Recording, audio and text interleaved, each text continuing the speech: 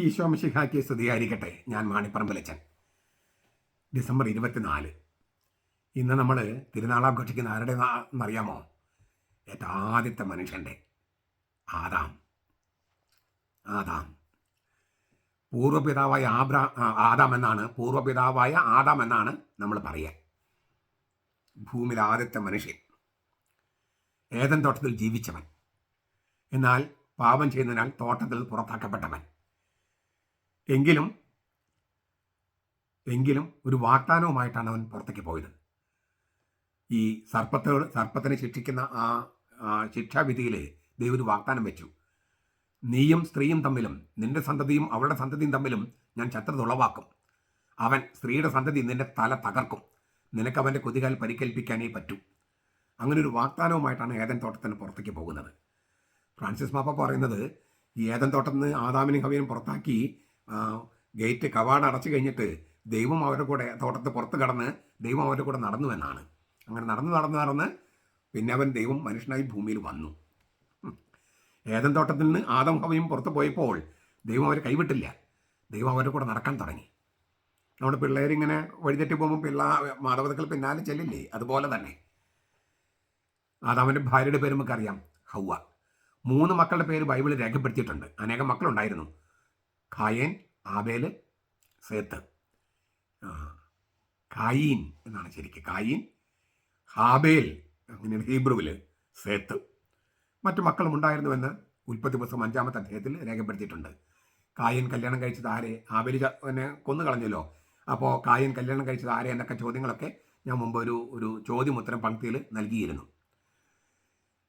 ഈ ആദ്യം പാപം ചെയ്ത് ഇല്ലേ തോട്ടത്തിൽ നിന്ന് പുറത്താക്കപ്പെട്ടുവെങ്കിലും വാഗ്ദാനവുമായിട്ട് അവൻ പോയത് ആദാം ഹവ്വയും സ്വർഗത്തിലാണെന്നാണ് നമ്മൾ വിശ്വസിക്കുന്നത്.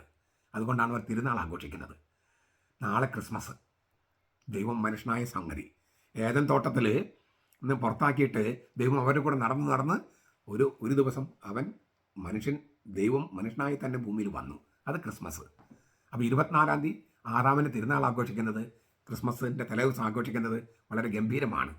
അന്ന് കൊടുത്ത വാഗ്ദാനം, നീയും സ്ത്രീയും തമ്മിലും നിന്റെ സന്തതിയും അവളുടെ സന്തതിയും തമ്മിലും ശത്രുത ഉളവാക്കും. സ്ത്രീയുടെ സന്തതി എന്ന് വെച്ചാൽ നമ്മളൊക്കെ സ്ത്രീയുടെ സന്തതിയാണ്. എല്ലാവരും പ്രസവിച്ചത് സ്ത്രീകളല്ലേ? അപ്പോൾ സ്ത്രീയുടെ സന്തതിയാണ്. പക്ഷെ അവിടെ ഉപയോഗിച്ചിരിക്കുന്ന വാക്ക്, സന്തതി എന്നതിൽ ഉപയോഗിച്ചിരിക്കുന്ന വാക്ക് വിത്ത് എന്നാണ്. സ്ത്രീയുടെ വിത്ത് എന്ന് സാധാരണ പറയില്ല. പുരുഷൻ്റെ വിത്ത് എന്ന് പറഞ്ഞാലും സ്ത്രീയുടെ വിത്ത് എന്ന് പറയാറില്ല. സ്ത്രീയുടെ വിത്തായിട്ട് ഒരേ ഒരാളെ ജനിച്ചിട്ടുള്ളൂ ലോകത്ത്. കന്യകയിൽ ജനിച്ചവൻ ഈശോ മിശിഹ. അപ്പോൾ സ്ത്രീയുടെ വിത്ത് നിന്റെ തല തകർക്കുമെന്നാണ്. രണ്ടർത്ഥത്തിലും ശരിയാണ്. സ്ത്രീയുടെ വിത്ത് എന്ന് പറഞ്ഞ് ഈശോ മിശിഹ, സ്ത്രീയുടെ സന്തതി എന്ന് പറഞ്ഞാൽ മനുഷ്യരെല്ലാവരും. യേശുക്രിസ്തുവിനോടൊപ്പം നിൽക്കുന്ന മനുഷ്യരെല്ലാവരും യേശുക്രിസ്തു ഈ സർപ്പത്തിൻ്റെ തല തകർക്കുന്ന പ്രക്രിയയിൽ പങ്കാളികളാകും. അപ്പോൾ യേശു അത് തുടങ്ങി വെച്ചു, നമ്മൾ തുടർന്നുകൊണ്ടിരിക്കും. പിന്നെ ഈ പിശാചിനെ ഇപ്പം ബന്ധിച്ചിട്ടിരിക്കുകയാണ്. അവന് റിലീസ് ചെയ്യുന്നത് അവൻ എന്നേക്കും മറ്റേ ഉന്മൂലനം ചെയ്യാൻ വേണ്ടിയിട്ടാണ്. അപ്പോൾ ഈ പ്രക്രിയയിൽ ആദാമും ഹവ്വയും നമ്മളെല്ലാവരും ഉൾച്ചേരുകയാണ്. അങ്ങനെയാണ് ഈ ആദാം ഈ ഏറ്റവും പുണ്യപ്പെട്ടവരുടെ പട്ടികയിൽ നിൽക്കുന്നത്. വാഗ്ദാനം സ്വീകരിച്ചവനും പിന്നെ ഈ പ്രക്രിയയിൽ പങ്കെടുത്തവനും മനുഷ്യകുലത്തിൻ്റെ ആദ്യത്തെ പിതാവ്, പൂർവ്വപിതാവ് എന്ന് പറഞ്ഞാൽ ആദ്യത്തെ മനുഷ്യൻ. അങ്ങനെ ആദാമ് സ്വർഗത്തിൽ നമ്മൾ അദ്ദേഹത്തെ വണങ്ങുകയാണ്. ആദ്യത്തെ മനുഷ്യൻ എന്ന നിലയ്ക്ക് ഒരുപാട് പ്രാധാന്യമുണ്ടല്ലോ.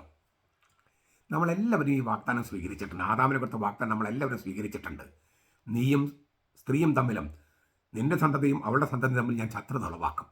പിശാചുമായിട്ട് നമുക്ക് ശത്രുതയാണ് വേണ്ടത്, ഐക്യമല്ല. പിശാചുമായിട്ട് നമുക്ക് വേണ്ടത് ശത്രുതയാണ്, സഖ്യമല്ല. അതുകൊണ്ട് പിശാചിൻ്റെ പ്രവൃത്തികൾ ചെയ്യുന്നവരുമായിട്ട് നമുക്ക് ശത്രുത വേണം. അവിടെ ക്ഷമിക്കാനും പൊറുക്കാനും സഖ്യമുണ്ടാക്കാനും പോകരുത്. സാത്താൻ സേവകരുമായിട്ട് നിങ്ങൾ സഖ്യമുണ്ടാക്കുന്നത് ശരിയാകുമോ? വ്യഭിചാരികൾ മറ്റ് സ്ഥിരം സഖ്യമുണ്ടാക്കിയാൽ ശരിയാകുമോ? ശീഷ്മ ഉണ്ടാക്കുന്നവരെ സഖ്യമുണ്ടാക്കിയാൽ ശരിയാകുമോ? വേദവിപരീതം പഠിപ്പിക്കുന്നവരെ സഖ്യമുണ്ടാക്കിയാൽ ശരിയാകുമോ? പാടില്ല. അവരെല്ലാം വേദവിപരീതം പഠിപ്പിക്കുന്നവരെ തിരുത്തുകയാണ് വേണ്ടത്. ശീഷ്മയിൽ നടക്കുന്നവരെ അവരെ പിന്തിരിപ്പിക്കാൻ ശ്രമിക്കുകയാണ് വേണ്ടത്, അവരെ എതിർക്കുകയാണ് വേണ്ടത്. അപ്പോൾ സ്ത്രീയും ഇല്ലേ? അതായത് മനുഷ്യവംശവും പിശാചിൻ്റെ ആളുകളുമായി ശത്രുതയാണ് കർത്താവ് നിലനിർത്തിയിരിക്കുന്നത്. ശത്രുതയാണ് വേണ്ടത്, സഖ്യമല്ല. ഇത് നമുക്ക് ഓർക്കാൻ, അത് ജീവിക്കാൻ നമുക്ക് സാധിക്കട്ടെ. നമ്മുടെ കർത്താവ് യേശു മിശിഹായുടെ കൃപയും പിതാവായ ദൈവത്തിൻ്റെ സ്നേഹവും പരിശുദ്ധാത്മാവിൻ്റെ സഹവാസവും നാം എല്ലാവരോടും കൂടി ഉണ്ടായിരിക്കട്ടെ, ഇപ്പോഴും എപ്പോഴും എന്നേക്കും. ആമീൻ.